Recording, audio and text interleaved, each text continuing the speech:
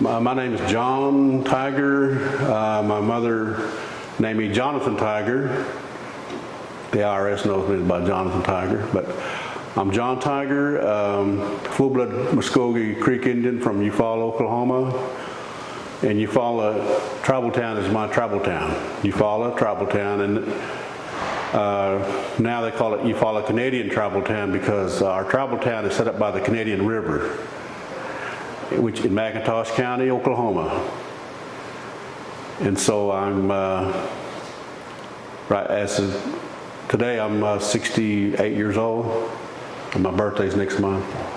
And I've been painting since I'll take it way back.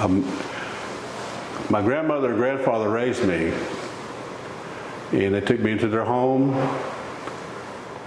And my grandmother encouraged me to stay with the arts because when I was a kid and we had to live in a cold house, you know, it was just a clapboard house, and it was really cold in the winter. We had a log wood stove. Anyway, before I even started school at the age of 5, she would let me sit on a bed and draw on cardboard covered walls. And that was our wallpaper, cardboard walls.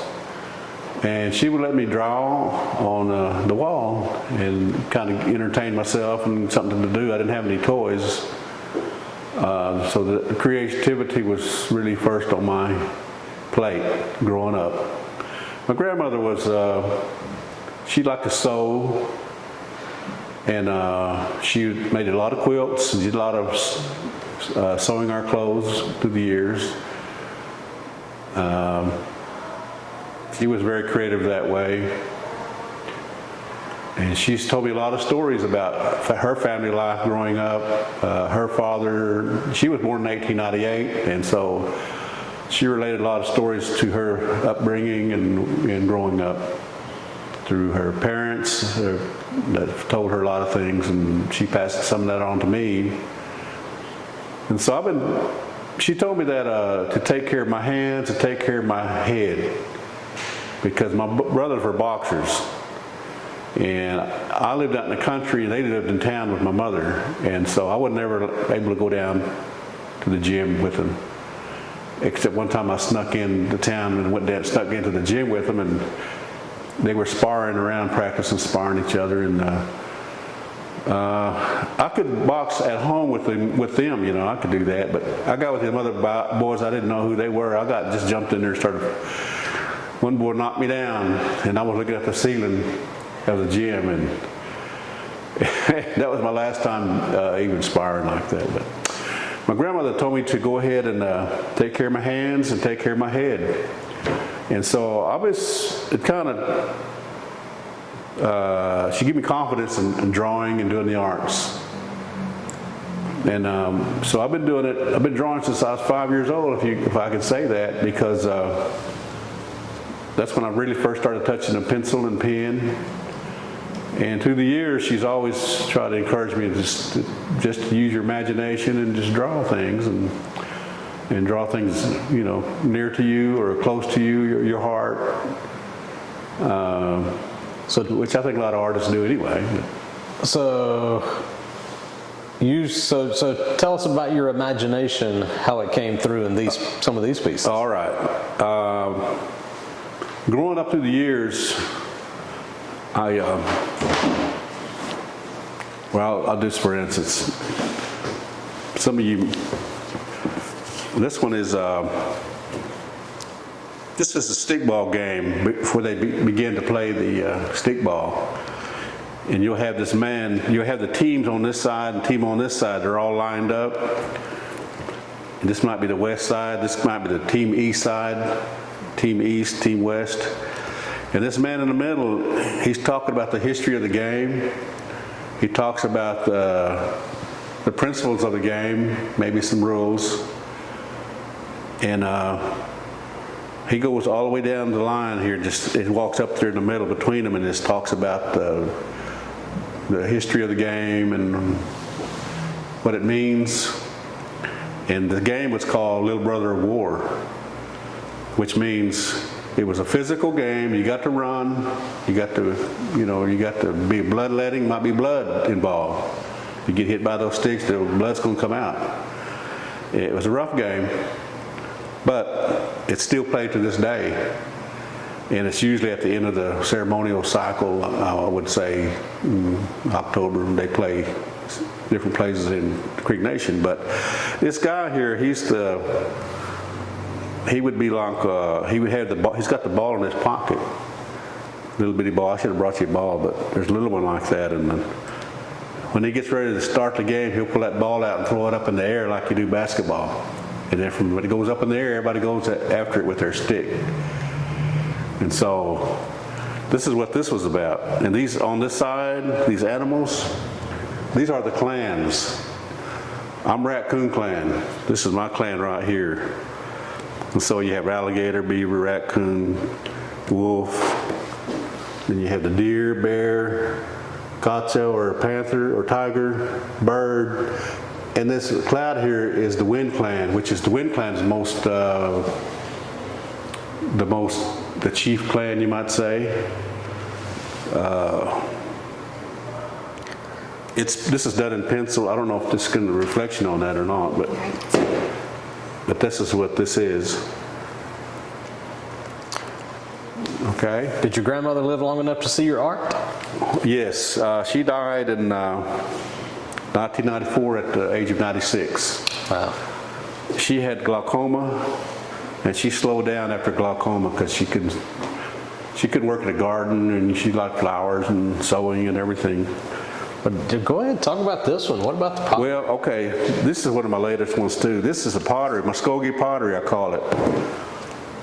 And I looked up in the southeastern books about the pottery that was found in Alabama, and some in Georgia, and maybe some in Tennessee, but mostly in the Creek Nation, Muskogee area. And I've noticed that there's no potters in the Creek Nation. There's one man I know, maybe another one, but one man I know in Oklahoma City, he does but our own pottery, this is the Muskogee pottery, and I was just trying to show what was found, and even our fellow tribesmen, this is what we did, our ancestors did. And this one is claimed, well, I was told that this is an Alabama bowl, Alabama tribe. Mm-hmm. They claim this bowl here. And a lot of these were found, this one has a hole in it for grip, and it's kind of unique. It could be maybe put your thumb in it, you used to carry things. And this is an example of what was found with the design and everything like that. I was just after trying to capture the designs of the Muskogee. And this one's called, it's just a mother to son. It's a watercolor actually. And it's just the mother talking to her son, instructing him about, whatever, life, I guess. You have a lot of single parents these days. This one, I drew it because of the design itself. I call it serpent dancers. This one here is a shell. It was a carved rock actually, or carved stone when they found it. I challenged myself to draw it. It was pretty technical when you get down to doing all that. Looks like the rattlesnake tail, and maybe a rattlesnake design. And this was also found on a carved shell. And of course you have the snake here. And it's just ancient dance, it's a lot of it has been lost since the Trail of Tears. We've lost a lot of things. And this one, I got into the mound builder, Mississippian culture. I've always been interested in it. In the design, this is also a shell gorget, and this is life or death. This is a panther, underwater panther, and this is the falcon eagle, and they're fighting. It's like a balance between life and death, and he more or less is like death, and this is life. And a lot of my artwork, this is done in watercolor, by the way. And I'll tell you that, I'll just read it to you. The Thunderbird and an underwater panther engaged in a life and death struggle. Humankind must mediate between the sky world and the underworld in order to preserve the well-being of the earth. The slightest change in harmony and balance of the natural world summons the power of these forces. So this is kind of a humanitarian ideal. Yeah. And this was actually my first effort. This was an acrylic. These are all prints, but this was done in acrylic. And I was trying to show all the different gorgets that were found. And you have this one back here was a spider. And this one looks Mesoamerican here to me. Don't it? See that? All that was found in Alabama.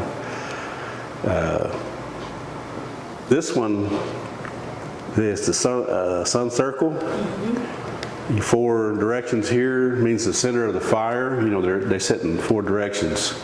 The 4 directions. And the bird here is the ivory-billed woodpecker, extinct.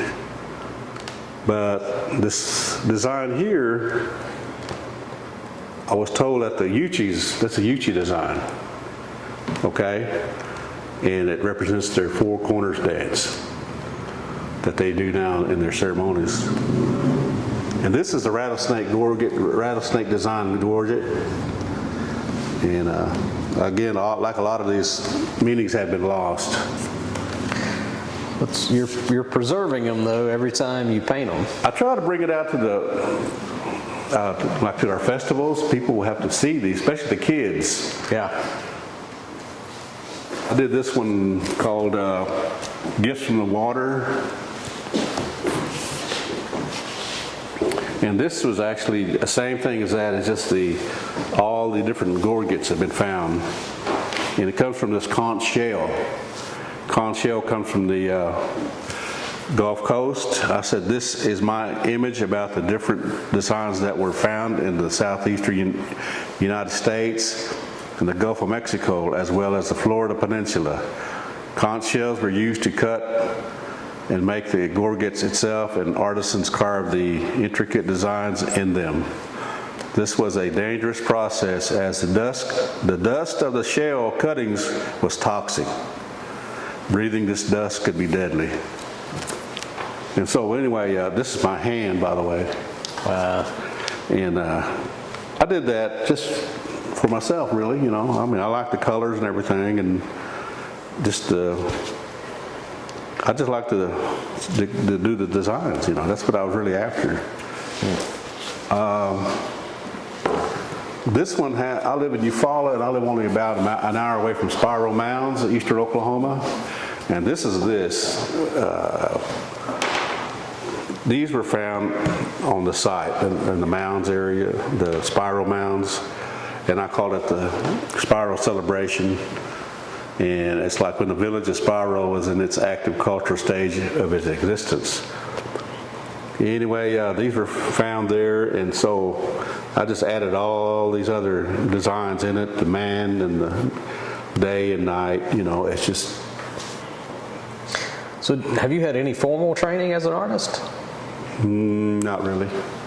Wow. I kind of taught myself. I went to the Institute of American Indian Arts, but I didn't learn anything. I couldn't get in the painting class because it was always full. I did have one drawing class in 1974, which really helped me. It's called 3D drawing.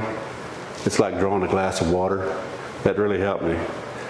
And so that's why, I make it look like a concave look, on my work. With the shells are curved like that. This was done in pencil. And like I said, I've been doing this over 50 years, painting, drawing. I won my first piece when I was 17 years old at the Five Tribes Museum in Muskogee at the student art show, and it was called Creek Homestead, and it was just like how I grew up, you know, old house, log house. We had we call it quejo, grinding, you know, ground corn in that stump looking. We had 2 of those. One was my great grandmother's, or my great grandmother's. Anyway, and it's just a showing of that and garden, maybe a catfish head on the post, you know, after we catch fish. Just things like that, you know. We miss those times, you know. I do anyway, and. That's when I really started getting into my own, and also I was telling my wife, I said I'm going to start doing illustrations of what she's told me, because something may happen to me. Yeah.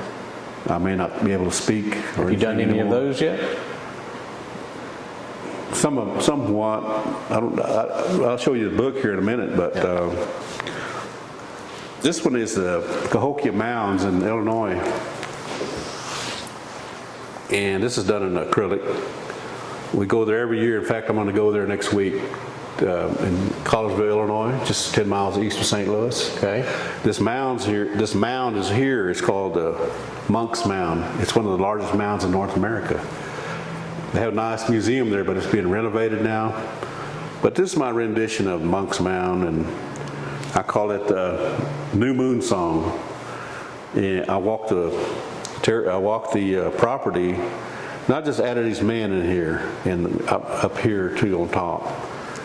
And it's a new moon. It's called New Moon Song, and I said in ancient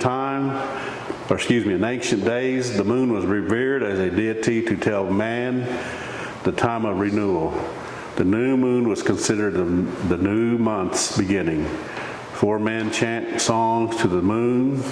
Many decisions were based on the phase of the moon, such as growing, planting, harvesting, and cutting. And this one first place in 2011 at the Cahokia Mound Show. And, wow.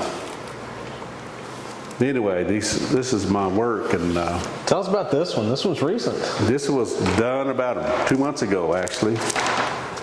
And it's a lady standing here with an empty jug, tea jug.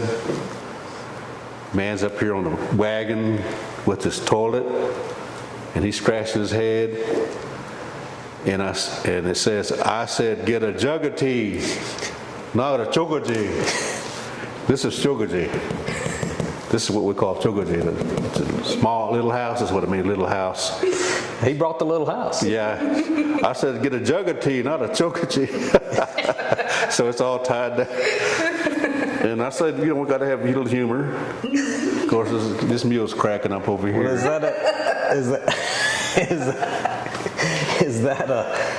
that a sort of a joke, or did you come up with that? Yeah.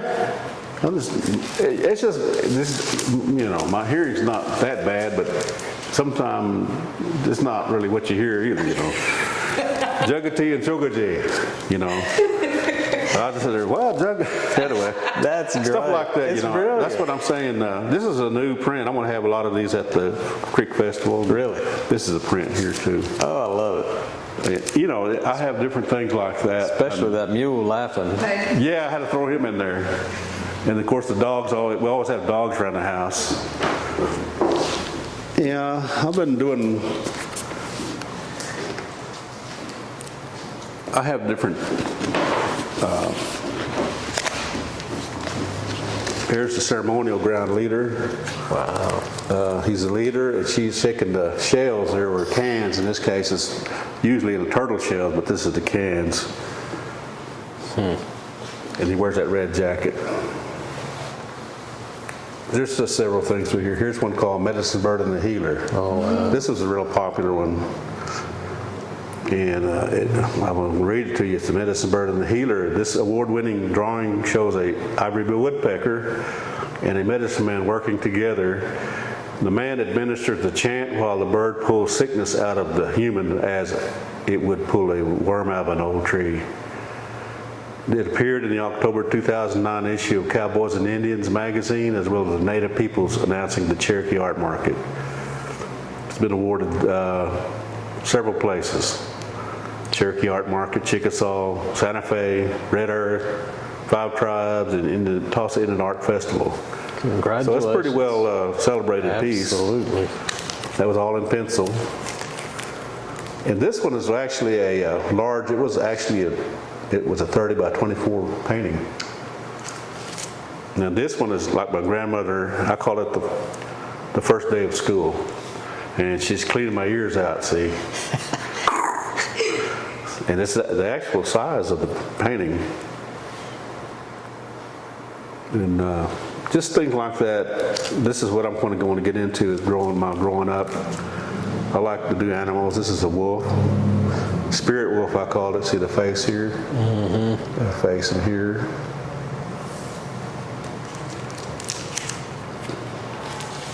And a lot of animals. I do a lot of wildlife. This is more of a western plains type of Indian. I have a lot of in-laws that are from other tribes, Kiowa and Cheyenne. Here's one called, what did I say about that drinking? I bet some people can relate to that, huh? Anyway. Wow. This is like my aunt or my mother. They were, I call it the provider, because a lot of the times the mothers are the ones that took care of the kids and did a lot of things, chores. The aunts, they raise kids, they can get on to you. You know, it's just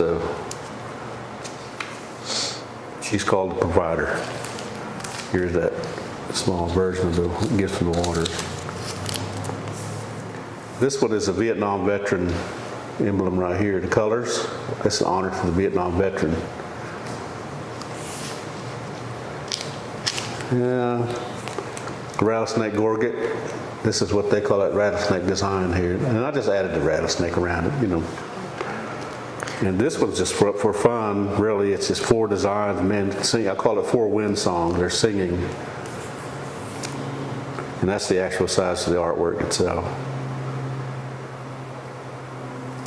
Anyway, I had a lot of, this one, when I was in New Mexico, I really liked their pottery. It's the Mexican pottery. And this is called a wedding vase here, because his and hers, they drink out of the same vase.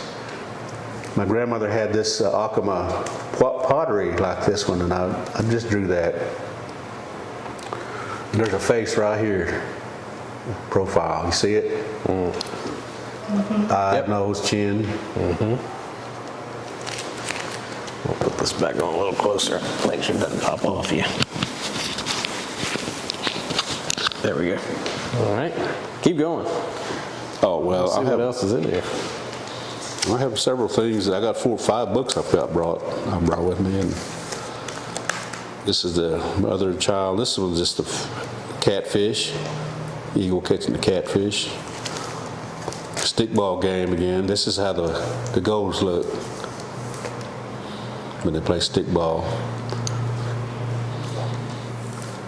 This is watercolor. This is a good, I call it good medicine. And it's a drawing of just a man and a woman, corn. It's just all good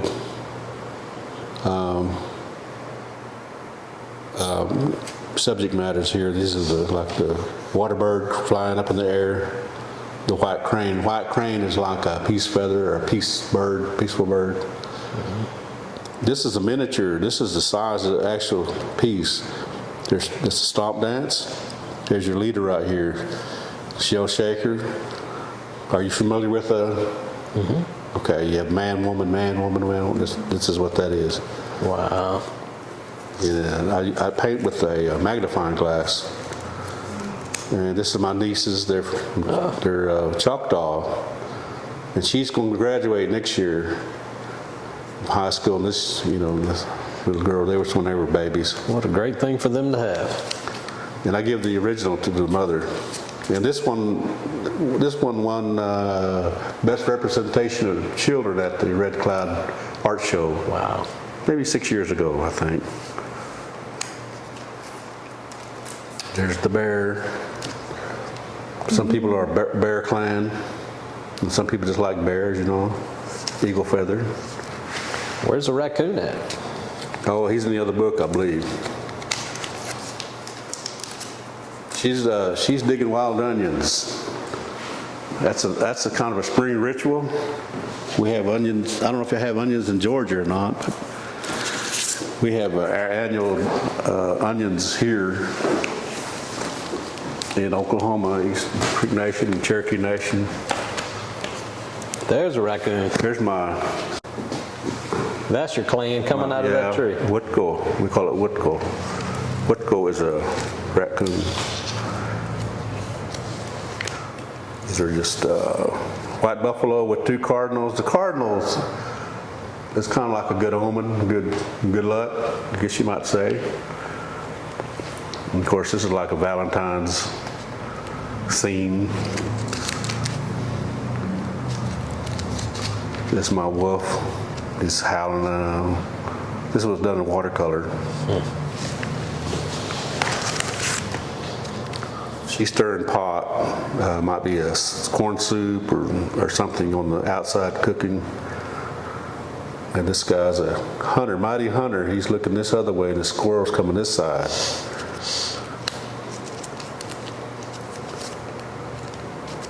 Some of these were just sketches I just finished up doing. Here's the Trail of Tears. It wasn't a pretty picture, the Trail of Tears. It's not really, I don't really want to glamorize it, but Right. it's what that is, the removal. That's beautiful. This is, I think I call this one New Life. Well, here's another raccoon right here. This one won the Spirit of Oklahoma Award in 2020. And this was done on acrylic. It's 52 by 27 inches. More of a long one. And I did when you look at the shell gorget, that's a raccoon tail, raccoon skin hanging down. And I said, well, I'm going to throw this in here with the raccoons going by. I call it moon dance. And of course, you had this mound in the background.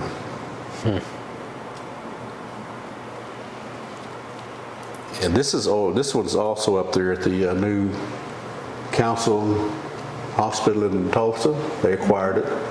So it's hanging in the original is hanging in that hospital up there. Anyway, and this one, he kind of reminded me of my dad. He's always walking to town, and he was a disabled veteran, World War II. And, you know, he was just a simple man, and I call this A Little Bird Told Me, you know. And it won first place at the Red Earth Festival in 20. You've been busy. Well, yeah. I did a design for the Creek Festival in 2003. This is all on t-shirts.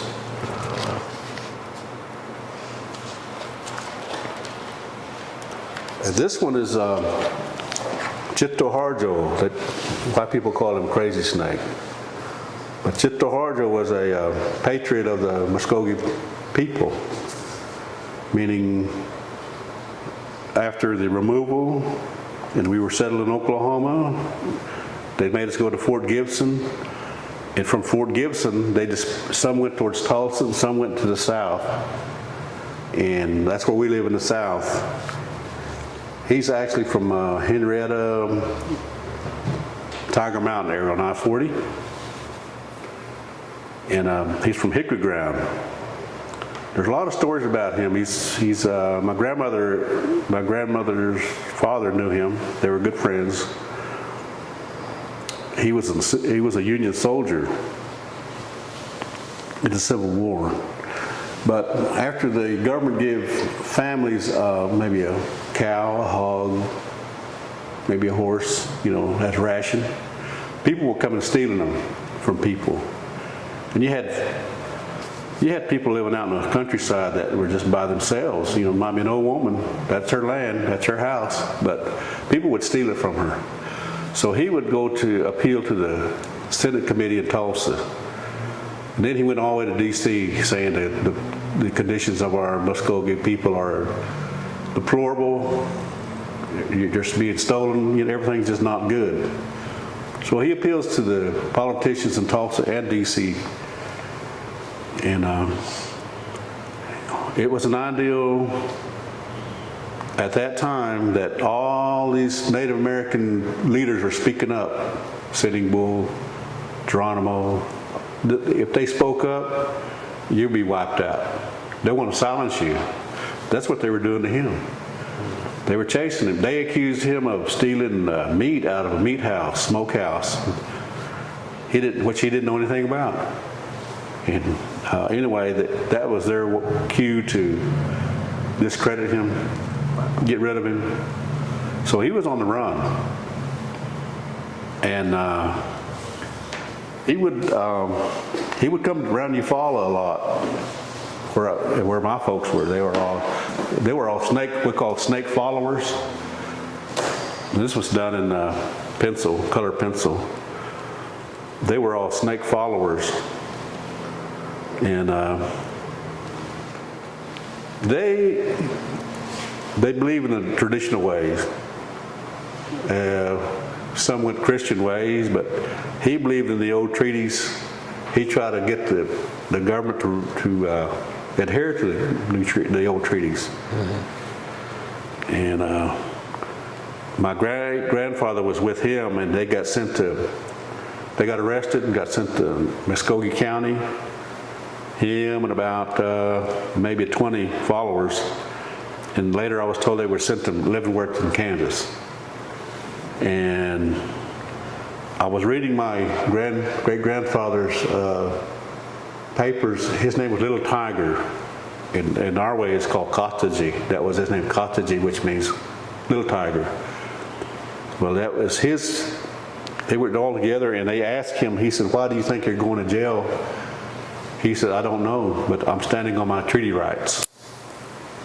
So, again, that's the United States trying to discredit people. He was only trying to speak up on the behalf of the full-blood Creeks that were being abused and taken advantage of. Anyway, they chased him. They never catch him. I've got more stories about that. What about his character comes through for you in that? His eyes, his face, strong, sincere, honest, truthful, and he's going to tell you something. You know, it's like just like my grandmother says. She says, "Never forget your ancestors. Just don't forget your ancestors, because they stood on the truth." Anyway, he met with the president of Mexico at Eufaula Railroad Depot in Eufaula, maybe, I don't know, 18-something, 88, I don't know, I'm sure. He met with the president of Mexico who was going to D.C.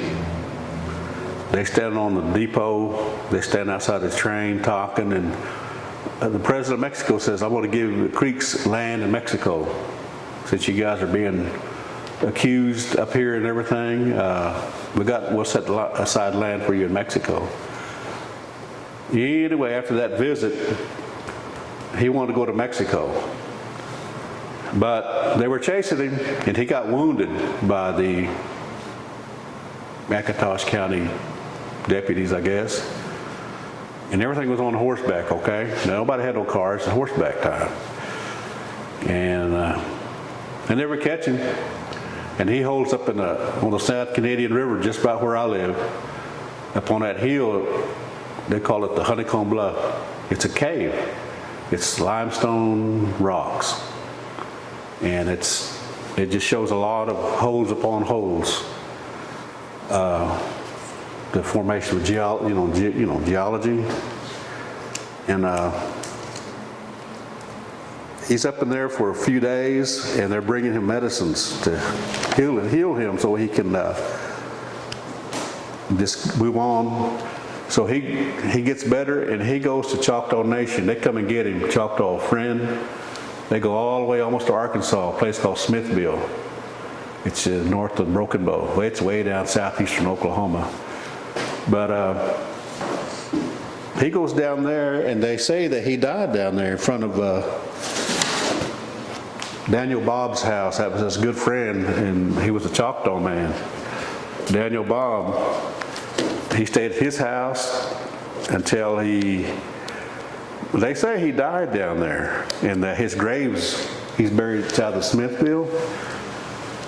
But the mystery continues. Some say that he continued going to Mexico, and he didn't die in Smithville. That he went to Mexico and he came back in 1924. And somebody has a picture of him. But that's just our family stories that we have. You won't read that in the textbooks. I thought I had a picture of that cave, but I guess I didn't bring it. But anyway, we have a lot of stories like that. And there's one I did not too long ago called The Faithful. It's watercolor. She's an old lady walking to church. A lot of people don't go to church. They're able to go, but they don't go. And you see the figure in the angel in the tree. Who is this? This one is, she's cleaning wild onions in a pan. And I guess I drew it when they were doing a lot of onions. This is done in 2004. And it's watercolor. A lot of people identify that. If you have never had a wild onion dinner, you know, wild onion, it's a good meal. It's a good meal. They're playing stickball here, the social game. They play it usually on Sunday afternoon, and that's called Hold'em. And it's a social game played between men and women.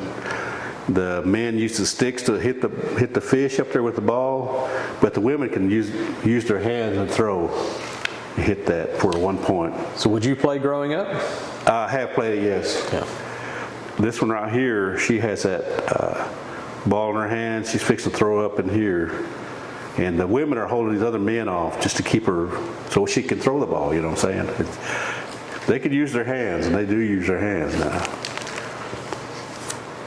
Now this is a cardinal. I call it Searching for Corn Grits. And it's a watercolor. This is the mortar, wooden mortar that you grind corn in.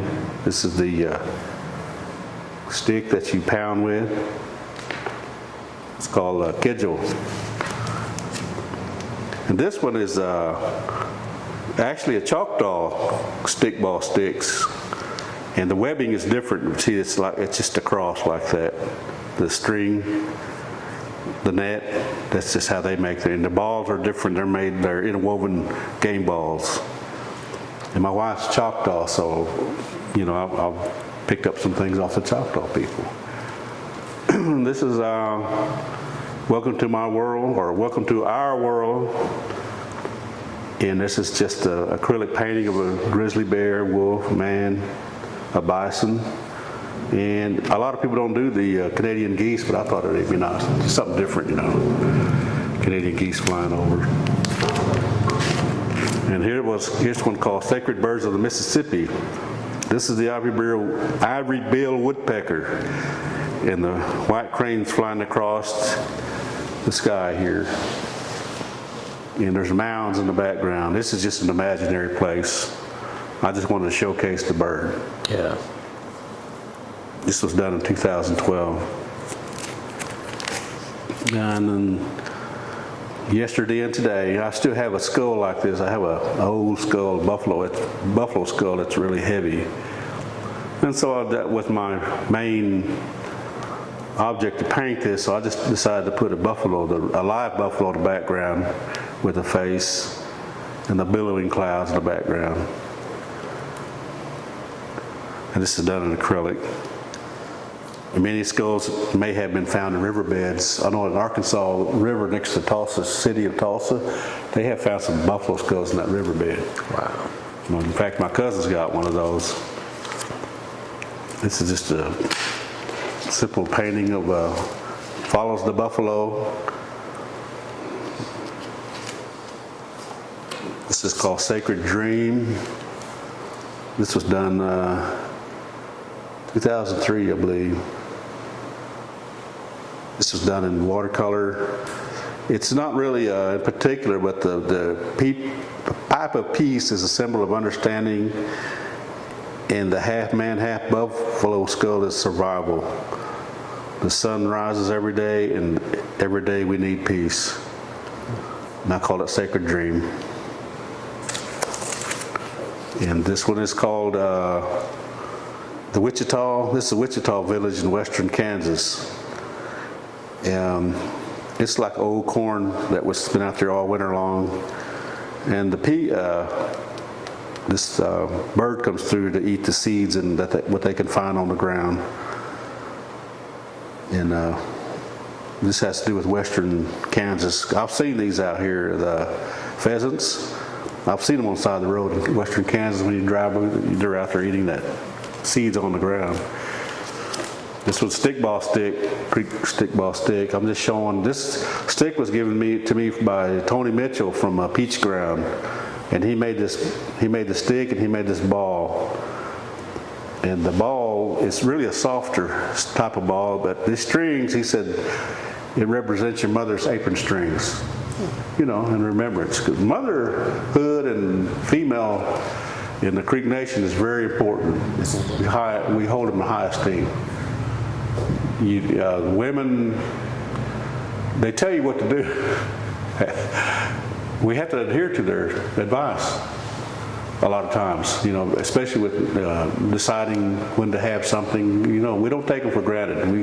You think it's a man doing all the decision? No, not really. It's the mothers. It's how you say, matriarchal in our society.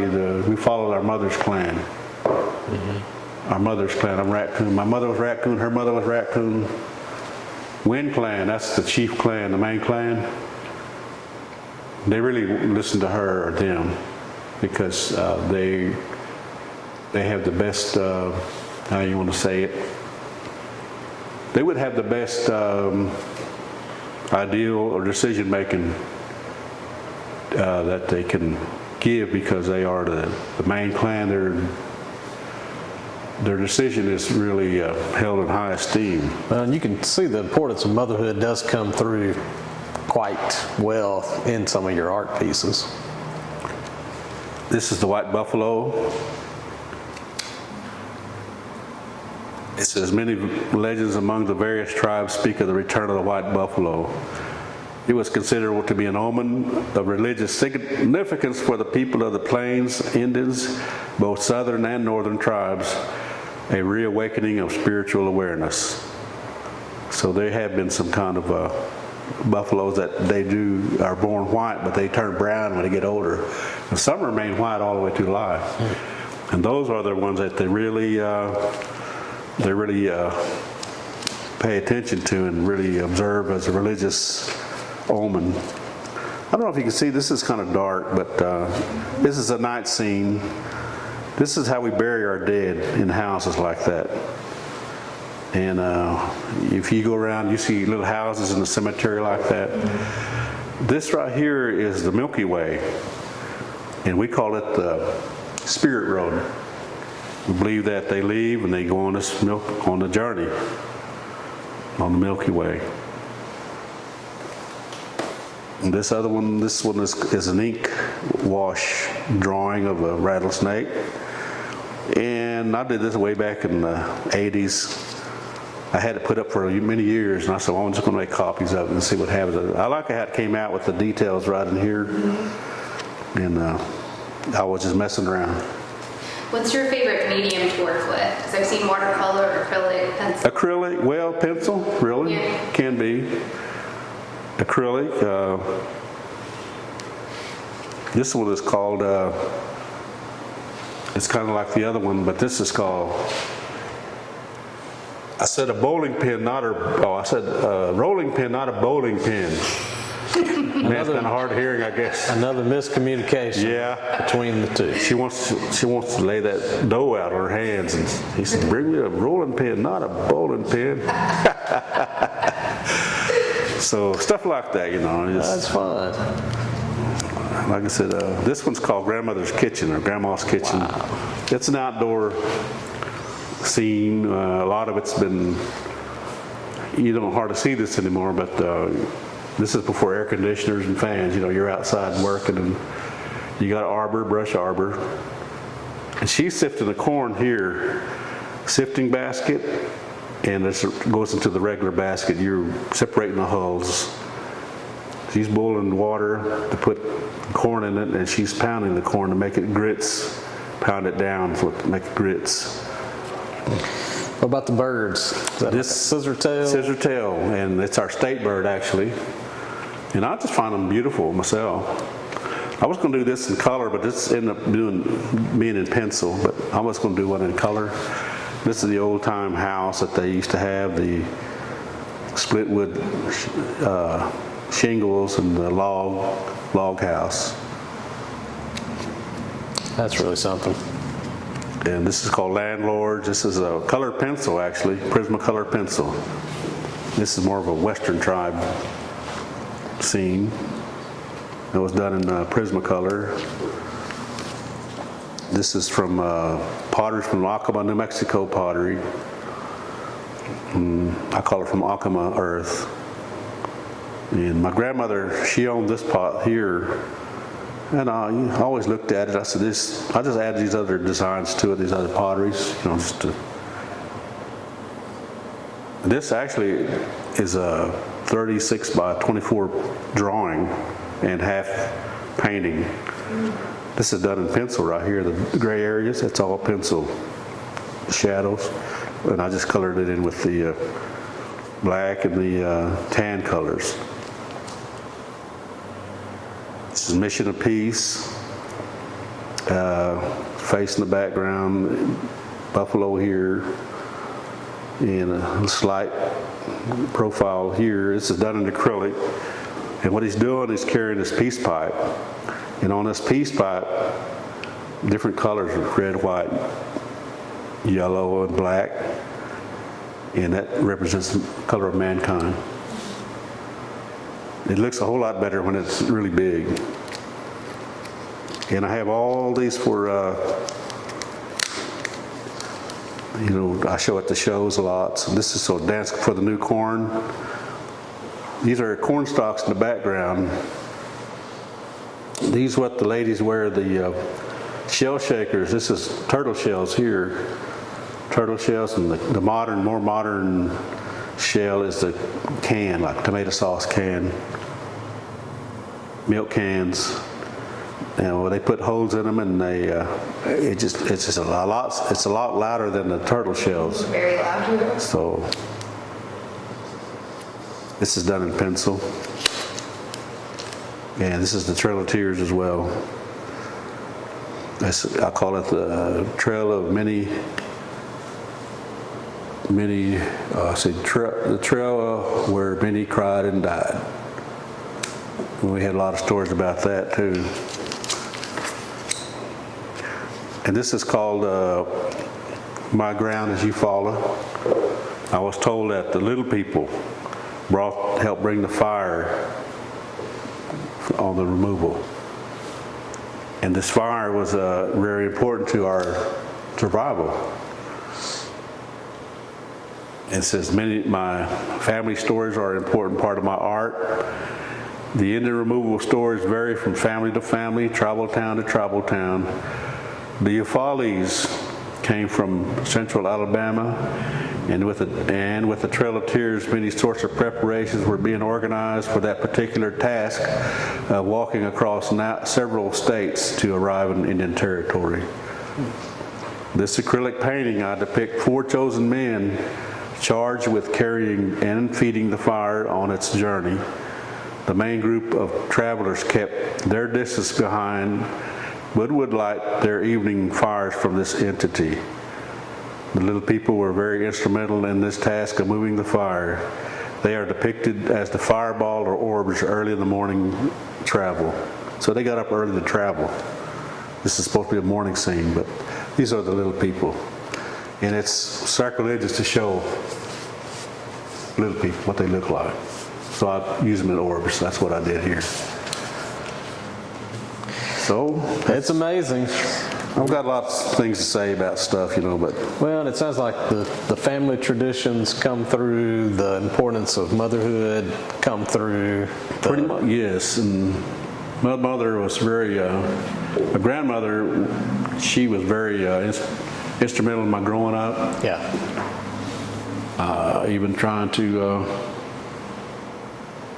I really didn't want to leave the house at the age of 17 years old. And I went to the Institute of American Indian Arts. My grandpa said they have a school out there now. So I got on the bus, went out there, and it's a whole different world for me. There were all other tribes. It's kind of hard to mingle and know things.